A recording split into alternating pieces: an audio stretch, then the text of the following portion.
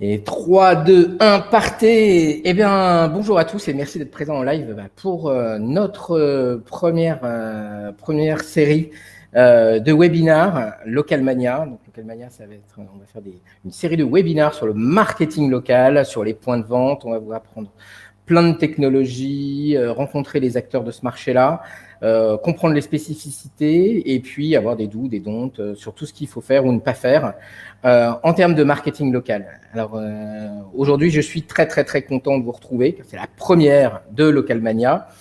Et comme un bonheur n'arrive jamais seul, eh ben, j'ai la chance et le grand honneur d'être accompagné d'Édouard Morange, le CEO d'Épicerie. Bonjour Édouard. Bonjour Romain. Voilà, alors pour résumer, Épicerie, c'est un service de livraison à domicile, non pas de plats à la Uber Eats, mais de produits de commerçants de bouche, d'artisans, de votre charcutier, votre boucher, votre primeur. C'est vraiment une plateforme très innovante et très marketing local. Alors pour ceux qui ne me connaissent pas, je suis Romain Achard, je suis CMO et cofondateur de The Ramp, qui est une plateforme à destination des enseignes à réseau qui permet de gérer via une interface unique et simple l'ensemble des campagnes publicitaires de ces réseaux. Alors voilà, arrêtons un peu l'autopromo et on va se donner 30 minutes un peu pour faire le tour en effet et de parler de commerce de proximité et de digitalisation. Sur le côté, vous avez des petites questions, vous pouvez nous poser des petites questions, c'est toujours intéressant, on tentera d'y répondre en fin de webinaire. Et puis voilà. Et donc là maintenant, place à Édouard. On se connaît depuis un certain nombre d'années. On a démarré ensemble dans le multimédia, le numérique, le digital, Internet n'existait pas encore. Et peut-être que l'idée, c'est peut-être que tu te présentes, que tu nous racontes un peu d'où tu viens, ton parcours, tes histoires personnelles et comment tu as eu un peu cette idée folle de lancer Épicerie. Voilà. Merci Romain. Donc, je suis Édouard Morand, je suis cofondateur avec Elsa Hermal et Marc Ménazé de la plateforme Épicerie, qui est donc une place de marché, une marketplace qui réunit des commerçants et des artisans alimentaires et permet au grand public de commander effectivement chez les artisans de sa ville de quoi dîner ce soir, de quoi organiser son déjeuner de famille samedi. Bref, tout ce qu'il faut à la fois pour le quotidien et pour les fêtes. C'est pas ma première boîte, j'en ai créé 4 avant. Effectivement, on a commencé il y a bien longtemps avec Romain dans le numérique, avant le début des internets. Moi, j'ai eu la chance de travailler dans l'univers du cinéma en créant Monsieur Cinéma. J'ai lancé ensuite du speed dating online au début des années 2000, une agence de communication qui s'appelait Nouveau Jour et finalement une plateforme de lecture en ligne pour les enfants qui s'appelle Storyplayer et qui est toujours accessible. À côté de ces activités professionnelles, j'ai eu la chance d'avoir 4 enfants magnifiques et je me suis rendu compte très vite que c'était extrêmement important de leur transmettre une certaine éducation au goût des bonnes choses, à la cuisine. J'ai été très frappé par le discours de Jamie Oliver en 2013 qui parlait des épidémies d'obésité, de maladies cardiovasculaires qui allaient arriver à cette génération qui consommait trop de produits transformés, ultra transformés par l'industrie agroalimentaire. Et donc, j'ai milité à la fois chez Slow Food, à la Jamie Oliver Foundation, pour que les gens se remettent à faire la cuisine à partir de produits frais. Et en 2016, alors que se lançaient les premières plateformes de livraison de plats de restaurants, tu parlais de Take It Easy, Deliveroo, Foodora, etc., se lançaient à cette époque-là, on s'est dit, ce modèle de digitalisation du petit commerce est super intéressant, mais si au lieu de l'appliquer une fois de plus au burger, à la pizza, à toute cette street food qui est pas, entre guillemets, excellente pour la santé si elle est consommée en trop grande quantité, si on l'appliquait en fait à des commerçants qui vendent des produits bruts, donc des fruits et légumes de mon primeur, de la viande chez mon boucher, du poisson chez mon poissonnier, le fromage, le pain, etc. Et à l'époque, en 2016, c'était quelque chose qui était un peu un pari, puisque les commerces alimentaires étaient probablement les moins digitalisés, puisqu'ils n'allaient pas sur les marketplaces existantes, que ce soit Amazon, Cdiscount, etc. Et il était quasiment impossible de trouver une offre de produits frais de ces commerçants de qualité de quartier. Donc on y a été avec une maquette, avec une envie. On a été frappé à leur porte. C'est la première leçon qu'on a tirée de cette expérience, c'est que le contact humain est primordial pour aller expliquer son projet aux commerçants. Aujourd'hui, les choses ont évolué, ils viennent plus volontiers vers nous, ils sont un peu plus habitués au système, mais malgré tout, le commerce de proximité, c'est une histoire d'hommes, et notamment dans des métiers un peu bruts, comme celui de la boucherie ou de la poissonnerie. Aller rencontrer le patron, aller se taper dans la main, ça a une importance qui est considérable pour entretenir la relation, qui doit être une relation directe avec la plateforme. On a lancé en 2016 la plateforme à Paris avec 150 commerçants à l'époque.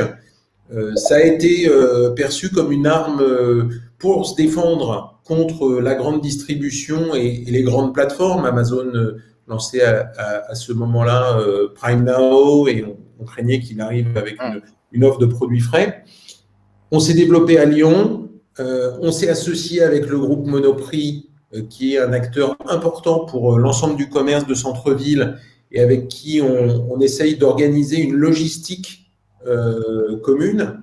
La logistique, c'est vraiment probablement la partie la plus complexe et la plus stratégique quand on vend des produits en local. Le dernier kilomètre, c'est une part très importante du coup en matière d'e-commerce de proximité. Même à moins de 2 km, une livraison va vous coûter, quel que soit le moyen de transport que vous utilisez, entre 7 et 15 euros. Et je ne parle pas du transport, évidemment, d'objets lourds qui nécessitent un camion.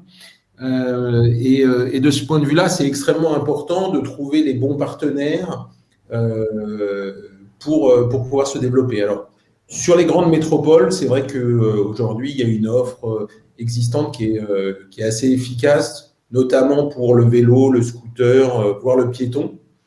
Travailler avec des acteurs, quel type d'acteurs en effet sur ces livraisons en fait? Alors nous, on travaille avec différents acteurs parce que c'est vrai qu'on a à la fois des zones géographiques différentes. Aujourd'hui, on est sur Paris, Lyon, Bordeaux, Lille, Toulouse, et on aime bien travailler avec des acteurs locaux. On transporte aussi des produits qui sont de nature différente. On transporte évidemment un panier de fruits et légumes qui va aller dans un sac à dos de livreur vélo, mais on transporte aussi des plateaux de fruits de mer ou des tartes qu'il faut transporter à plat et donc qui sont transportés en piéton. Ouais. On a des modes de livraison différents. Donc, on travaille beaucoup avec Stuart du groupe La Poste pour le vélo. On travaille avec d'autres plateformes locales ou sur des modes de transport alternatifs.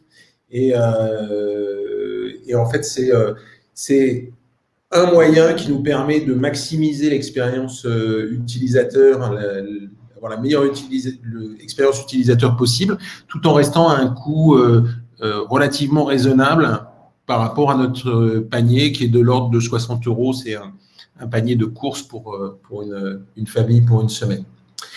Donc voilà comment ça s'est développé jusqu'à ce mois de mars 2020 que personne n'avait anticipé et qui a été un moment de rupture pour nous et d'accélération. Donc mars 2020, on est prévenu que l'épidémie de Covid-19 va avoir des conséquences plus graves. Le ministère de l'économie nous appelle pour nous dire voilà, il va falloir soutenir les petits commerçants et en accueillir plus. Et donc, 2-3 jours avant l'annonce officielle du confinement, on essaye de mettre en place une plateforme pour accueillir massivement des commerçants. Donc, on crée une plateforme digitale permettant à des commerçants qu'on n'irait pas voir en physique d'envoyer toutes les infos nécessaires pour créer en ligne leur boutique sur la place de marché. Et puis, 16 mars, explosion de la demande. En fait, les gens n'osaient pas sortir, même en bas de chez eux, pour faire leurs courses du quotidien. Donc, se tourner vers le digital. Les grandes plateformes, que ce soit la grande distribution, Amazon, étaient complètement à l'arrêt quasiment, puisque les entrepôts où ils préparent les commandes n'étaient pas susceptibles d'avoir des gens qui travaillaient dans des conditions sanitaires convenables. Donc en fait, on a eu, nous, une montée en charge extrêmement violente. On a fait x15 sur nos volumes hebdo entre février et mars 2020. Et avec un modèle qui s'est montré super résilient parce que les commerçants, en fait, eux sont restés ouverts. Les commerçants alimentaires, contrairement aux commerçants soi-disant non essentiels, sont restés ouverts. Ils avaient de quoi s'approvisionner. Rungis est resté ouvert avec de la marchandise tout au long de cette période de confinement. Et comme il n'y avait plus de trafic en boutique, eh ben, ils se sont mis à préparer des commandes pour des clients digitaux. Alors, juste là-dessus, ça m'intéresse. Il y avait deux choses qui m'intéressaient. C'est déjà concrètement comment ça se passe en fait. Aujourd'hui, je suis un commerçant. Je découvre le service. En fait, qu'est-ce que fait Épicerie? Parce que nous de notre côté, on voit évidemment la plateforme, c'est facile de commander, mais la réalité, c'est que derrière, il y a un commerce de bouche, il y a un artisan, un boucher qui doit être au four un peu et au moulin. Comment ça se passe en fait et comment vous les aidez et les accompagnez, quoi? Le principe de base, ça a été de leur fournir une solution clé en main et de gérer les trois grands aspects qu'ils ne savent pas gérer ou qu'ils n'ont pas le temps de gérer, c'est-à-dire la plateforme technologique, le marketing et le contenu, et la logistique. Alors, la plateforme technologique, c'est évidemment l'application et le site Internet qui permet aux clients de commander. Ils avaient déjà des sites Internet ou pas? Ou en général, non? Très peu. Les commerces de bouche ne voyaient pas beaucoup l'intérêt d'avoir des sites Internet. Ils avaient eu la visite de Page Jaune quelques années auparavant qui leur avait vendu des offres qui n'avaient pas été très concluantes. Ils avaient pour certains, pour les plus jeunes et les plus dynamiques, une page Facebook. Mais l'e-commerce, c'était même pas envisagé de leur point de vue. Je parle évidemment des commerces de quartier, je ne parle pas des maisons plus organisées qui, pour certains, commençaient à faire un peu de vente en ligne, puisqu'on se souvient qu'un des premiers sites e-commerce français, c'était fromage.com, qui vendait déjà du fromage. Mais objectivement, aujourd'hui, sur la population des commerçants indépendants en France, on est à moins de 2% des commerces qui font de l'e-commerce et leur présence en ligne est extrêmement faible, en dehors des réseaux sociaux où il y a un peu de Facebook. Donc, nous, on apporte une brique technologique qui non seulement permet de prendre des commandes, mais surtout de les gérer en magasin. Donc, on va gérer en magasin le catalogue, dire que cette semaine, c'est l'arrivée des asperges, je vais pouvoir les activer. Par contre, c'est la fin des mandarines, je vais les désactiver. Si j'ai vendu mon dernier homard, je vais là aussi le désactiver pour 48 heures, etc. Et puis, on va pouvoir recevoir ces commandes qui arrivent sous la forme avec une notification sur une tablette, un smartphone ou un PC. On va pouvoir éventuellement communiquer avec le client s'il y a un problème sur un produit, etc., pour proposer une substitution. Et on va pouvoir finaliser sa commande et la préparer et la marquer comme prête. Et à partir de là, le commerçant n'a plus rien à faire. Nous, on se charge de toute la partie logistique, donc on analyse en fait, en fonction du contenu de la commande, quel type de livreur on a besoin. On organise la tournée, parce que souvent les gens achètent à la fois la viande, les fruits et légumes, le fromage dans la même transaction. Donc, on organise une tournée chez les différents commerçants de la rue commerçante. Et on va gérer pour eux toute la partie, évidemment, contenu et marketing, qui leur permet non seulement de bénéficier dès le démarrage de leur activité d'un catalogue de produits qui va être charté, avec plusieurs dizaines de milliers de produits, de boucheries, de poissonneries, etc. Mais aussi d'avoir de la visibilité, puisqu'on se charge à la fois du SEO, du SEA, de la partie réseaux sociaux pour eux, etc. D'accord, donc vous leur simplifiez vraiment la vie et l'accès à la digitalisation. En fait. Tout à fait. Okay. C'est pour ça que je pense que les commerçants sont extrêmement fidèles, parce qu'il y a à la fois une solution qui leur permet de se décharger de l'ensemble des choses qui les concernent pas. En fait, eux, ce qu'ils aiment, c'est à la fois la qualité des produits, donc c'est le contact avec le producteur, et la relation avec le client. Alors, la relation avec le client en digital, parfois, il y a une petite frustration, même si ils sont nombreux à ajouter un petit mot dans le sac, etc., pour maintenir cette relation. Mais sinon, tout le reste, toute la partie techno, la partie marketing ou la partie logistique, ils veulent que ça marche et ils sont très heureux de se décharger complètement sur un acteur tiers. Ok. Juste par rapport à, parce que je pense qu'en effet, on peut dire qu'il y a eu un avant et un après Covid. Enfin, j'imagine sur la plateforme, parce qu'on a quand même, tout le monde a évangélisé sur le fait de commander en ligne, que ce soit sur du click and collect, sur de la livraison. Comment ça s'est, en termes, est-ce que tu as des insights en termes de chiffres ou en termes de mindset global des commerçants? Est-ce qu'ils ont changé d'état d'esprit par rapport à ce type de solution ou comme tu le disais, il y a un avant et un après. On considère que le Covid a été un accélérateur qui a fait gagner 3 ans à l'e-commerce en général. Dans l'alimentaire, c'est encore plus frappant parce que l'alimentaire, c'est un secteur qui était assez en retard par rapport aux autres secteurs. On évoquait un chiffre de l'e-commerce dans l'alimentaire qui était d'environ 5% du volume global. En réalité, c'était quasiment exclusivement le drive, donc notamment Auchan, Leclerc, et l'e-commerce alimentaire de quartier, c'était pas un vrai sujet. Et nous, au départ, il a fallu qu'on aille convaincre un à un les commerçants. Le Covid a un peu transformé la situation. Le gouvernement, les régions, les collectivités locales dans leur ensemble ont beaucoup parlé de la nécessité de se digitaliser. Et donc, notamment pendant le deuxième confinement, on a eu énormément de demandes entrantes de commerçants qui avaient compris l'intérêt de se digitaliser et qui cherchaient à comprendre quels étaient les différents moyens. Est-ce qu'il fallait investir les réseaux sociaux? Est-ce qu'il fallait créer son site e-commerce? Est-ce qu'il fallait rejoindre une place de marché, etc. Et donc, en fonction de ces besoins spécifiques, les gens ont contacté tel ou tel acteur. Et clairement, typiquement, sur l'univers des places de marché, qui a été sans doute le secteur qui s'est le plus développé pendant le confinement, parce que ça permet d'avoir de la visibilité quand on est un acteur local, d'être sur une place de marché.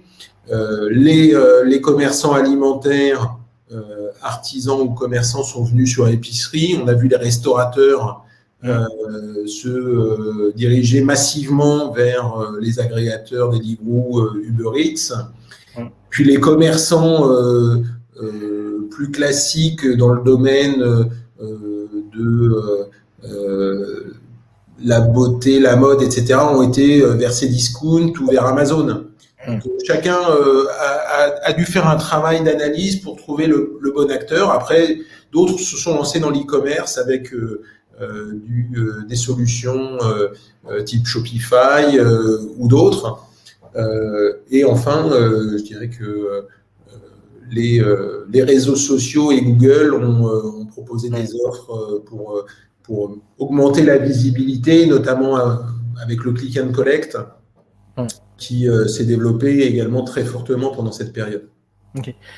Juste sur Localmania, on va pas mal parler aussi de pas mal de réseaux d'enseignes. Est-ce que vous avez, il y a des réseaux d'enseignes qui sont très présents sur votre plateforme en dehors du commerce de proximité? Ça peut être des chaînes, ça peut être ce type de choses. C'est des acteurs qui sont présents sur la plateforme. Alors, oui, alors comme je disais, on travaille depuis 2018 avec Monoprix et Naturalia, Hein. qui fournissent un complément d'épicerie aux produits frais de nos artisans et commerçants. Et puis, on travaille avec des chaînes type chaîne de cavistes. Hein. Nisa notamment, on travaille avec des boulangeries affiliées ou franchisées de réseaux. Donc effectivement, ça peut être une démarche qui vient du siège, comme dans le cas de Nisa ou d'Angelina. Ça peut être aussi des sujets qui remontent depuis les franchisés du Jeff de Bruges ou de la boulangerie Paul, qui se disent voilà, moi finalement le réseau n'avance pas assez vite, je me positionne moi-même sur ce levier-là. D'accord. Okay. Et parmi les différents métiers, parce que je pense qu'en effet, un charcutier, un boucher, un primeur, un poissonnier, je pense que chacun a une histoire un peu différente. Est-ce que tu as remarqué des métiers qui étaient plus mûrs en fait sur cet aspect digitalisation?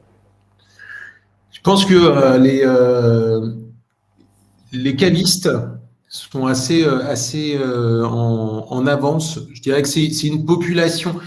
Je dirais qu'il y a une population d'artisans qui traditionnellement commencent à travailler très jeunes. C'est les bouchers, les poissonniers.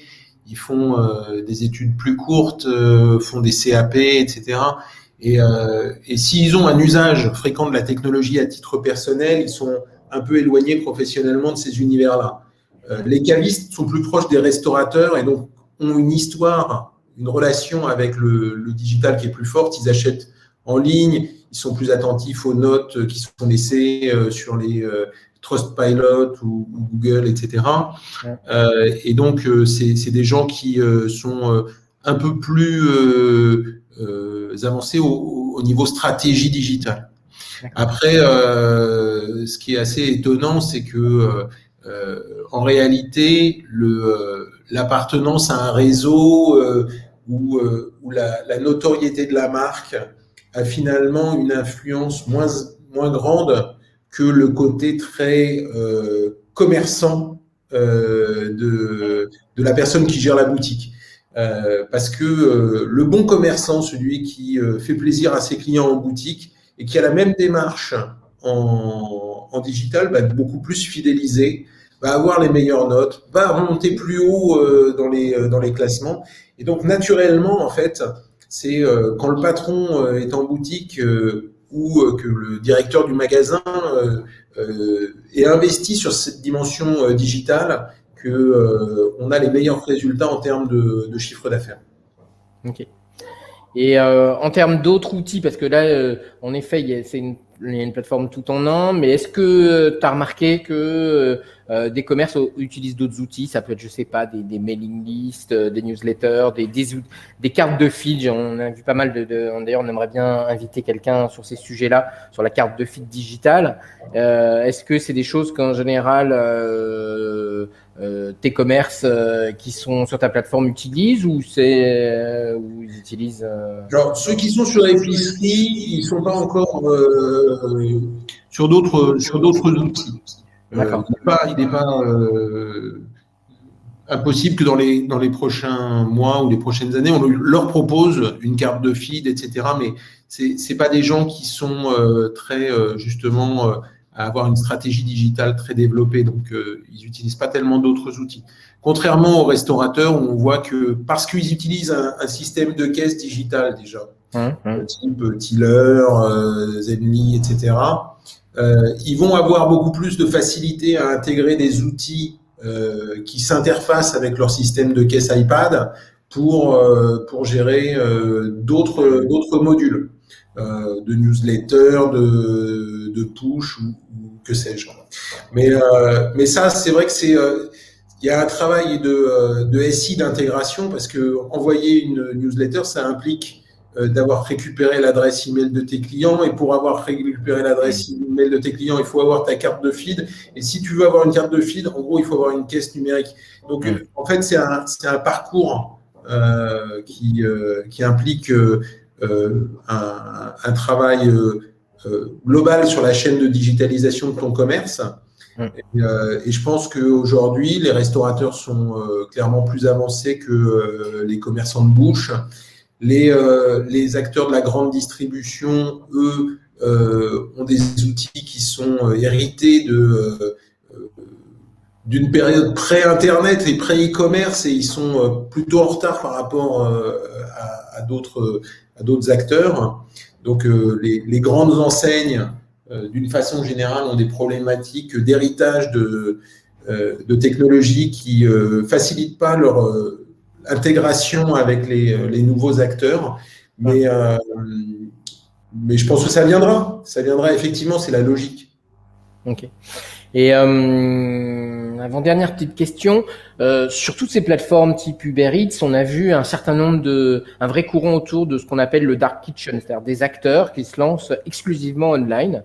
Aujourd'hui, est-ce que c'est des phénomènes que tu as rencontrés? Alors, ça serait l'inverse, hein, des gens qui vendraient en effet, non pas en ayant un vrai commerce de proximité, mais qui vendraient via votre plateforme.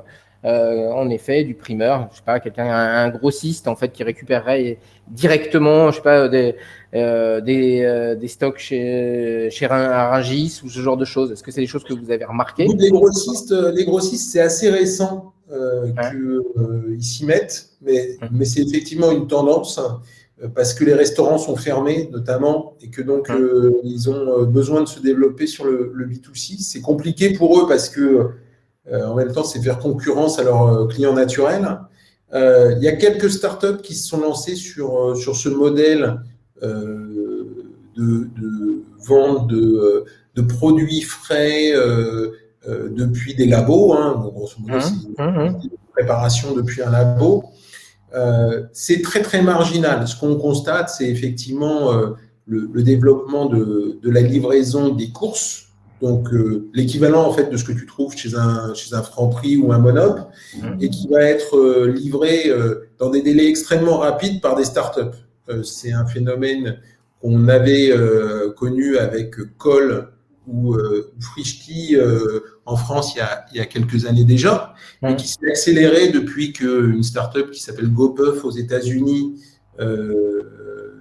a connu une croissance phénoménale.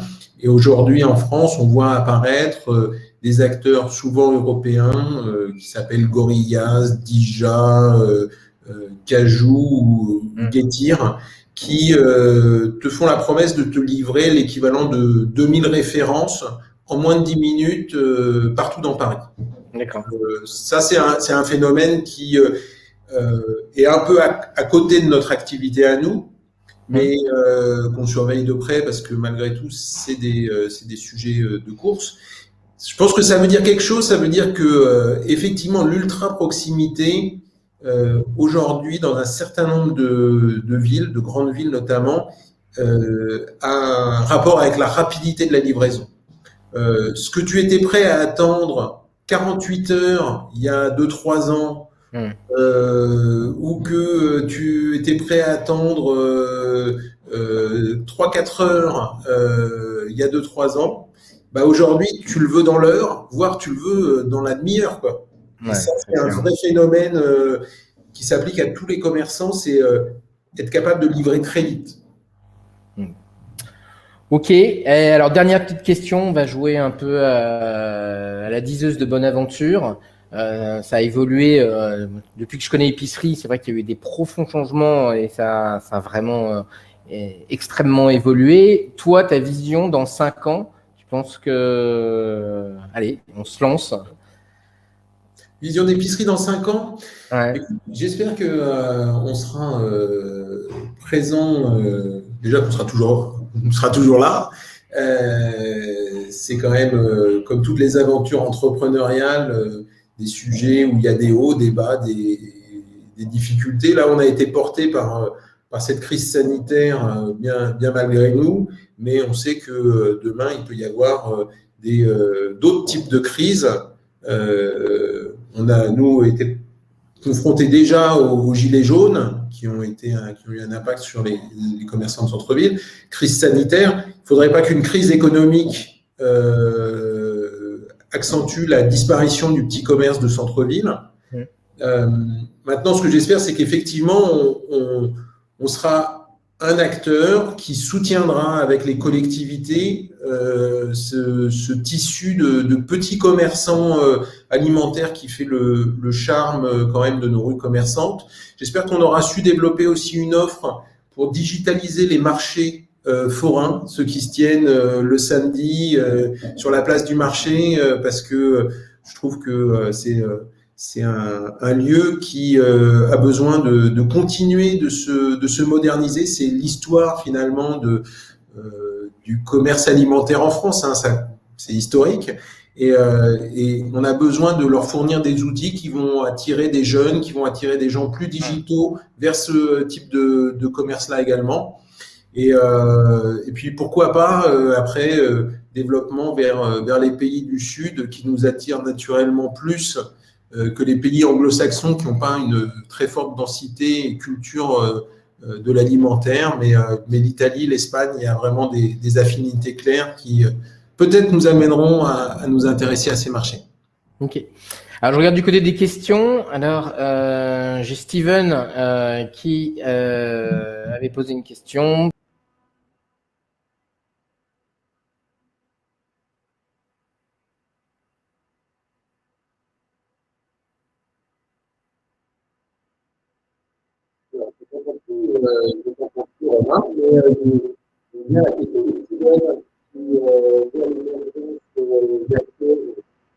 Qui prépare des plats cuisinés sur l'ensemble du territoire. Effectivement, je pense qu'il y a une tendance à proposer finalement une activité de traiteur depuis des labos centralisés. Donc, c'est le cas de Familit, mais Rungis, mais c'est le cas à la limite de Frischti, de Food Cherry et de sa version nationale Season, etc.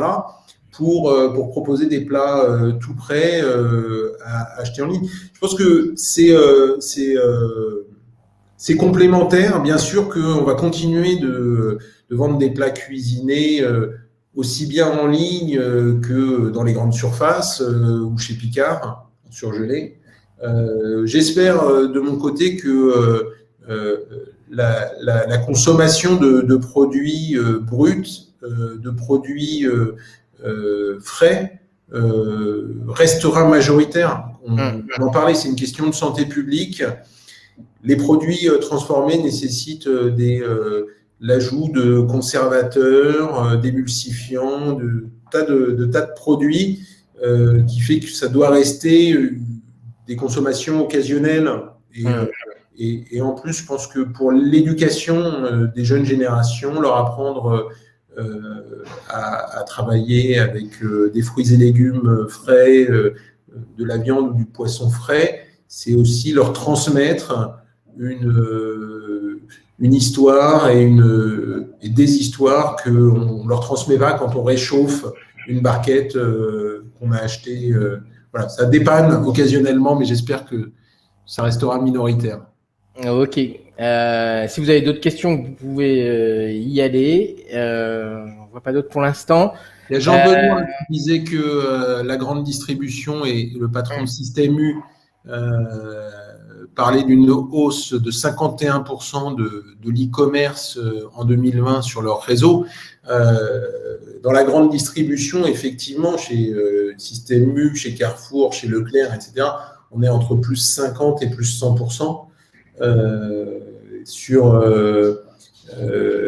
d'autres secteurs, on est sur du plus 200, plus 300%, notamment évidemment tout l'univers des startups qui, démarrant de plus bas, ont connu des taux de croissance de 300 à 500% l'année dernière. Ok, bon, eh ben écoute, merci Edouard pour tous ces éclairs. Je trouve que voilà, pour tous ces insights, je trouve ça vraiment voilà, c'est un peu la logique de notre série de webinars. Eh ben écoute, je te remercie, plein de réussite pour épicerie. Et puis moi, je vous donne rendez-vous déjà jeudi prochain avec Jean Navo et on va parler personnalisation du contenu par point de vente, hein, quelque chose qui est très à la mode, notamment quand on a des réseaux de points de vente pour personnaliser toutes ces images sur ces réseaux sociaux. Et puis voilà, et puis il y aura plein d'autres choses. On va parler aussi de SEO très vite.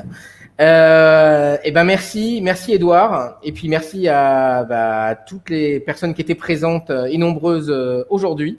Et puis à très vite. Merci. Merci Romain. Au revoir.